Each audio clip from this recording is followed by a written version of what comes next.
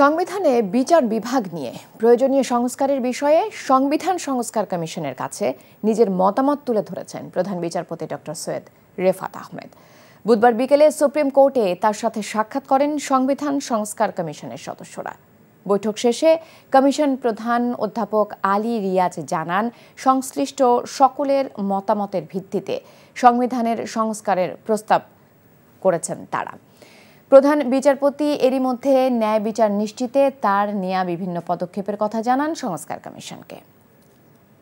জিনিস ভাবছি কমিশন হিসেবে, কমিশনের সদস্যরা আমরা তো সংবিধানের যে অংশগুলো বিচার বিভাগ সংশ্লিষ্ট সেগুলোকে বিবেচনা করছি, সেগুলোর কিছু কিছু সংস্কারের কথা তো আছে। ইতিমধ্যে প্রধান বিচারপতির পক্ষ থেকেও কিছু সংস্কার প্রস্তাব দেওয়া হয়েছে। তার বাইরে জুডিশিয়ারির যেই সংস্কারের যে কমিশন, সেই কমিশন কাজ করছে, তাদেরও প্রস্তাব আছে।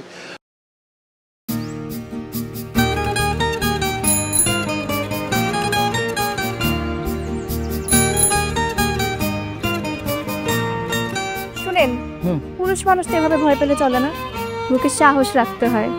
যা বলবেন সোজা সাপটা বলবেন।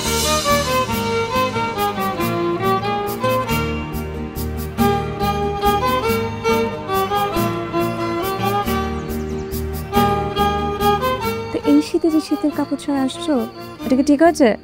তোমাকে দেখার পর থেকে আমার জীবন থেকে শীত, গ্রীষ্ম, বর্ষা সব চলে গেছে, শুধুমাত্র তুমি আছো।